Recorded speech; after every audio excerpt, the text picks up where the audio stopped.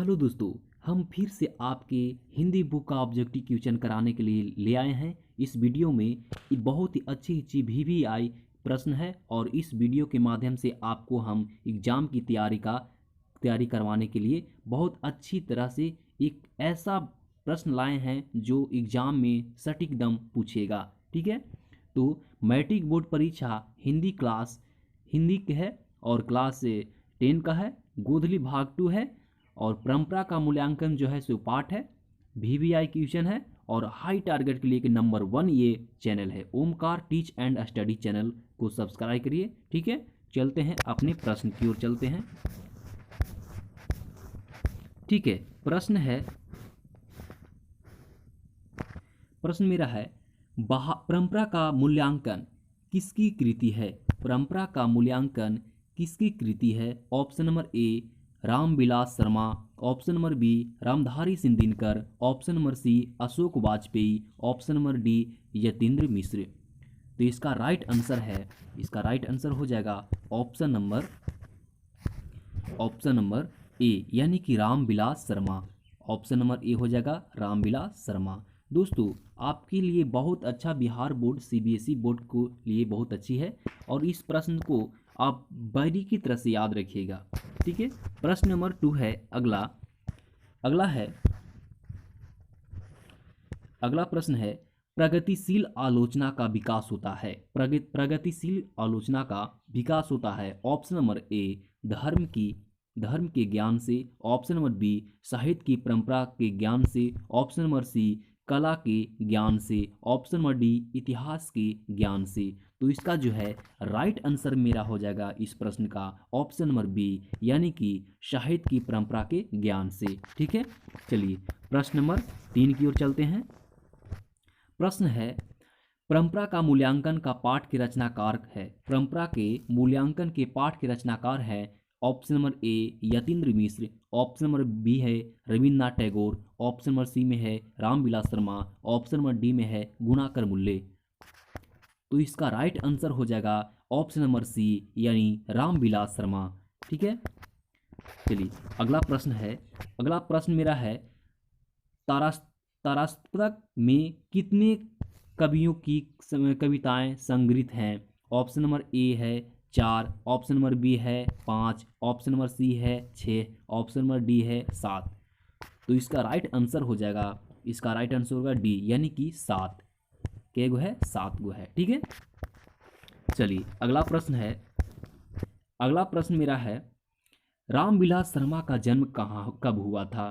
तो option number ए 10 अक्टूबर 1912 को, option number B 20 सितंबर 1913 को, ऑप्शन नंबर सी 25 नवंबर 1914 को, ऑप्शन नंबर डी 10 अक्टूबर 1911 को।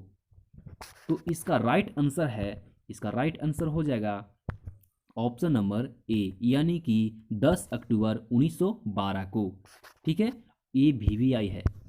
ये VVI हम हर वीडियो में इसलिए मारते हैं कि जो लेखक का जन्म और मरण दोनों अगर आप याद रखते हैं तो एग्जाम में एक भी नहीं छूटेगा, क्योंकि हर साल जन्म और मरण से हर साल पूछता है। जन्म कब हुआ, मृत्यु कब हुई, पुरस्कार कब मिला, ये सब हर साल पूछता है। इसलिए हम हर वीडियो में लेखक का जन्म मरण वाला में हम ये VVI मारते हैं। ठीक है, अगला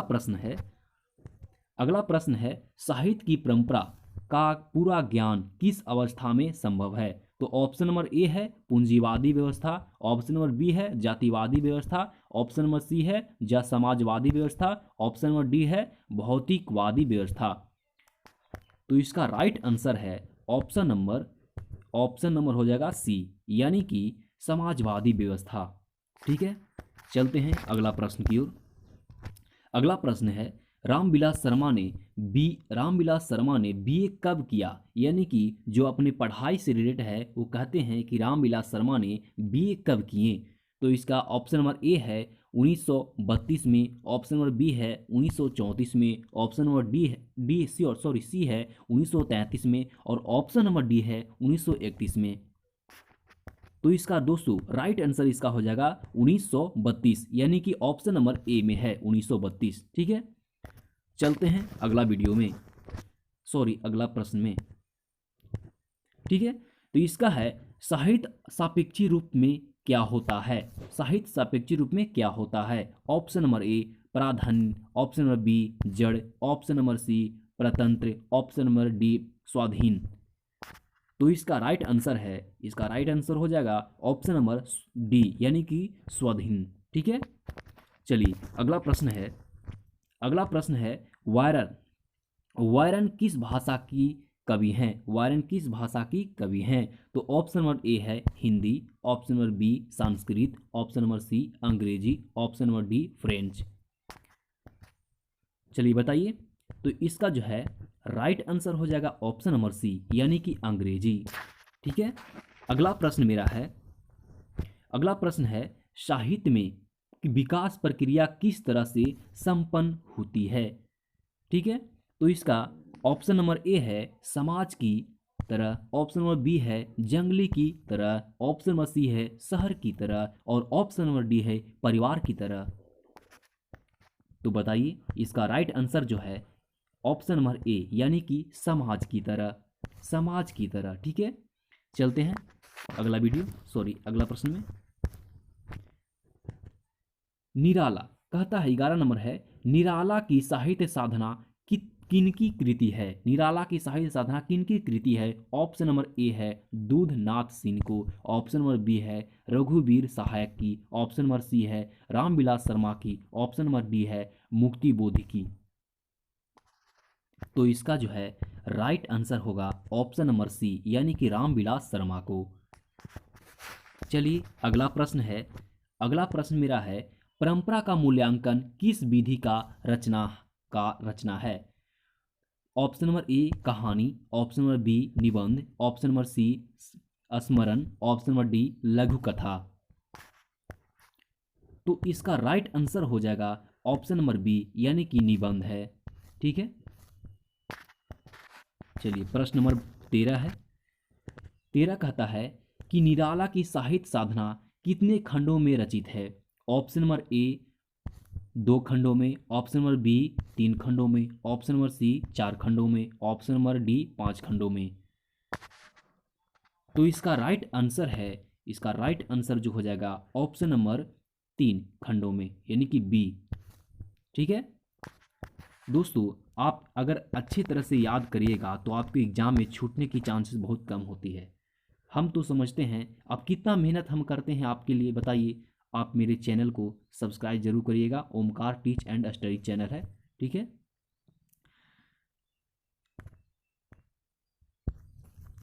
ठीक है, ये चलते हैं अपने वीडियो में। कहता है कि रामविलास शर्मा किस संस्थान के निर्देशक बने। ऑप्शन नंबर ए है KM Hindi Sansthan, option number B JM Hindi Sansthan, option number सी हिंदी साहित्य अकादमी और ऑप्शन नंबर डी हो गया राष्ट्रभाषा परिषद। तो इसका राइट जो आंसर है, इसका राइट आंसर ए यानी कि होगा KM हिंदी संस्थान। ठीक है, प्रश्न नंबर 15 है। प्रश्न नंबर 15 कहता है कि प्रेमचंद और उनका युग की रचना, यानी कि प्रेमचंद और उनका युग किनकी रचना है। तो इसका ऑप्शन ए है प्रेमचंद की, ऑप्शन बी है डॉक्टर मुरली मनोहर जोशी की, ऑप्शन सी है दिनकर जी की और ऑप्शन नंबर डी है डॉक्टर रामविलास शर्मा की। तो ऑप्शन नंबर इसका राइट आंसर होगा ऑप्शन नंबर डी यानी कि हो जाएगा रामविलास शर्मा की। चलिए प्रश्न नंबर 16 है। प्रश्न नंबर 16 कहता है कि एथेंस किस महादेश में है।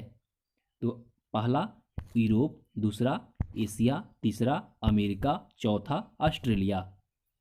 दोस्तों आप बारीकी से इसको आंसर बता सकते हैं। आप नहीं बता सकते हैं तो कमेंट में जरूर लिखिए कि इसका राइट आंसर क्या होगा। तो चलिए इसका राइट आंसर यूरोप यानी कि ए, ऑप्शन नंबर ए हो जाएगा। ठीक है, प्रश्न नंबर 17 में है लैटिन कवि कौन है।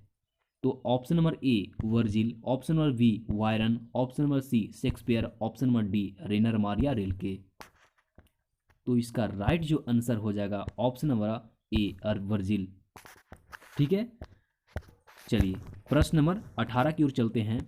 प्रश्न है अज्ञेन के तारस्तक कब संपादित किया?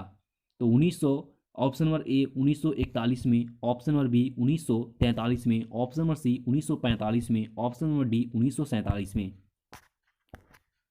तो इसका राइट आंसर हो जाएगा ऑप्शन नंबर बी, यानी कि 1943 में। ठीक है, चलिए अगला प्रश्न है रामविलास शर्मा ने बीए किस विद्यालय से किया? ऑप्शन नंबर ए दिल्ली विश्वविद्यालय से, ऑप्शन नंबर बी लखनऊ विश्वविद्यालय से, ऑप्शन नंबर सी प्रयाग विश्वविद्यालय से, ऑप्शन नंबर डी पटना विश्वविद्यालय से। तो इसका राइट आंसर हो जाएगा ऑप्शन नंबर, सॉरी यहाँ पे थोड़ा गड़बड़ा गया है, जो कंप्यूटर सिस्टम है ना। चलिए ये तो हो गया है, हाँ चलिए इसका राइट आंसर हो जाएगा ऑप्शन नंबर बी, यानी कि लखनऊ विश्वविद्यालय से। ठीक है, कभी कभी एड्स आ जाते हैं, इसका चलते हो जाता है। ठीक है, चलिए 20वां प्रश्न है रामविलास शर्मा ने लखनऊ विश्वविद्यालय के किस विभाग में अध्यापन कार्य किया था? तो ऑप्शन नंबर ए है संस्कृत, ऑप्शन नंबर बी है हिंदी, ऑप्शन नंबर सी है इतिहास और ऑप्शन नंबर डी है अंग्रेजी। तो इसका जो राइट आंसर हो जाएगा option number D, option number D यानी कि अंग्रेजी में। चलिए प्रश्न नंबर 21 है। 21 कहता है कि निराला की साहित्य साधना के रचनाकार कौन है? तो ऑप्शन नंबर ए है Ramdhari Singh Dinkar, option number B है Shiv Pujan Sahay, option number C है Ashok Vajpeyi, option number D है रामविलास शर्मा। चलिए बताइए, इसका ऑप्शन नंबर डी हो जाएगा सही, राइट आंसर हो जाएगा डी, यानी कि रामविलास शर्मा। चलिए प्रश्न नंबर 22वां चलते हैं। किन लोगों के लिए साहित्य की परंपरा का ज्ञान सबसे आवश्यक है? ऑप्शन नंबर ए जो लकीर के फकीर हैं उसके लिए नहीं, जो रूढ़िवादी हैं, जो साहित्य में युग परिवर्तन करना चाहते हैं, और डी नंबर की क्वेश्चन है जो साहित्यकार बनना चाहते हैं। तो इसका जो है राइट आंसर हो जाएगा सी, जो साहित्य के युग में परिवर्तन करना चाहते हैं। चलिए प्रश्न नंबर 23 है, कहता है कि साहित्य सापेक्ष रूप में होता है। ऑप्शन नंबर ए पराधीन, ऑप्शन नंबर बी स्वाधीन, ऑप्शन नंबर सी कालाधीन, ऑप्शन नंबर डी राज्याधीन। तो इसका जो है राइट आंसर हो जाएगा बी, स्वाधीन होता है। ठीक है, चलिए प्रश्न नंबर 24 की ओर चलते हैं। 24 है साहित्य के निर्माण में किनकी भूमिका निर्णायक है? इसमें कंप्यूटर में टाइप करने से थोड़ा गलती हो गया है, यहाँ पे भूमिका होना चाहिए। ठीक है, चलिए कोई बात नहीं है, आप लोग तो तेज तरार हैं, पढ़िए लेंगे। ठीक है, तो ऑप्शन नंबर ए है प्रतिभाशाली मनुष्यों को, ऑप्शन नंबर बी है भाग्यवादी मनुष्यों की, ऑप्शन नंबर सी है परिश्रमी मनुष्यों की, और ऑप्शन नंबर डी है पूंजीवादी मनुष्यों की। तो इसका जो है राइट आंसर हो जाएगा ऑप्शन नंबर ए, यानी कि प्रतिभाशाली मनुष्यों की। ठीक है, चलिए प्रश्न नंबर 25 की ओर चलते हैं। 25 है अविच्छन का शाब्दिक अर्थ। तो ऑप्शन नंबर ए है खंडित, ऑप्शन नंबर बी है अटूट, ऑप्शन नंबर सी है प्रवाहित, ऑप्शन नंबर डी है ठहराव। तो इसका राइट आंसर हो जाएगा ऑप्शन नंबर बी, यानी कि ये अटूट हो जाएगा। दोस्तों अगर आप सोचते होंगे कि यह प्रश्न किताबों में क्यों नहीं मिलता होगा, तो किताब में इस नहीं मिलता है कि यह प्रश्न को बारीकी तरह से अगर आप पढ़िएगा तो आप खुद से इस प्रश्न का खुद से ऑब्जेक्टिव निकाल पाइएगा, और इसमें उतना किताब में बारीकी तरह से ऑब्जेक्टिव निकाल कर नहीं दिया गया है। किताब के लिए इसलिए है कि आप अगर पढ़ते हैं उसमें, और पढ़ के जो समझ कर आप अगर क्वेश्चन निकालते हैं तो वो अच्छा है, और यह प्रश्न उसी आधार से पूछता है, एग्जामिनर इसी आधार से टाइप करता है प्रश्न को। ठीक है, चलिए हम ऐसे प्रश्न आपके लिए बहुत ही अच्छे अच्छे लाते रहेंगे और वीडियो इस तरह से बनाते रहेंगे, आपके एग्जाम के लिए कोई भी दिक्कत नहीं होगा। प्रश्न है कौन सा ऐसा गुलाम देश था जिनकी सभ्यता के सारे यूरोप को प्रभावित किया? Option number A Bharat, option number B America, option number C दक्षिण Africa, option number D Athens. तो इसका जो है राइट आंसर होगा यानी कि ऑप्शन नंबर डी यानी कि एथेंस। ठीक है, चलिए प्रश्न नंबर 27वां देखते हैं।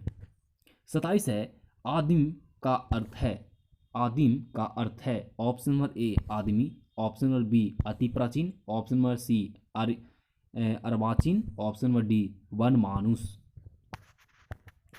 तो इसका राइट आंसर जो है, इसका राइट आंसर हो जाएगा ऑप्शन नंबर बी यानी कि अति प्राचीन। आदिम का अर्थ है अति प्राचीन। ठीक है, चलिए प्रश्न नंबर 28 है।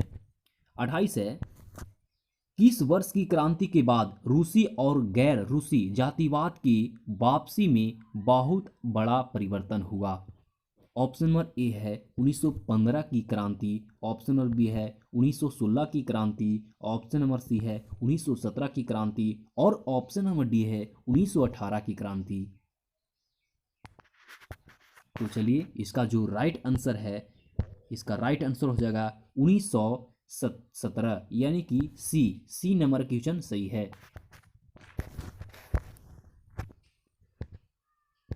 ठीक है, कहता है 29वां क्वेश्चन, सभ्यता का हर स्तर क्या नहीं होता? ऑप्शन नंबर ए है धर्म युद्ध, ऑप्शन नंबर बी है कर्म युद्ध, ऑप्शन नंबर सी है वर्ग युद्ध, ऑप्शन नंबर डी है द्वंद्व युद्ध। तो इसका राइट जो आंसर है यानी कि ऑप्शन नंबर सी हो जाएगा कौन सा, वर्ग युद्ध। ठीक है, चलिए प्रश्न नंबर 30वां है। 30वां प्रश्न है, कहता है कि शर्मा जी जे पुरस्कार की राशि किसके दान स्वरूप दिया? ऑप्शन नंबर ए है गरीब को, ऑप्शन नंबर बी है बेरोजगारों को, ऑप्शन नंबर सी है भारत सरकार को और ऑप्शन नंबर डी है राज्य सरकार को। तो इसका जो है राइट आंसर हो जाएगा ऑप्शन नंबर सी यानी भारत सरकार को। ठीक है दोस्तों, आप इसी तरह से अपना वीडियो देखते रहिए। Omkar teach and study channel को सब्सक्राइब करिएगा और लाइक भी करिएगा। ठीक है, चलते हैं अगले वीडियो में, आप फिर मिलेंगे।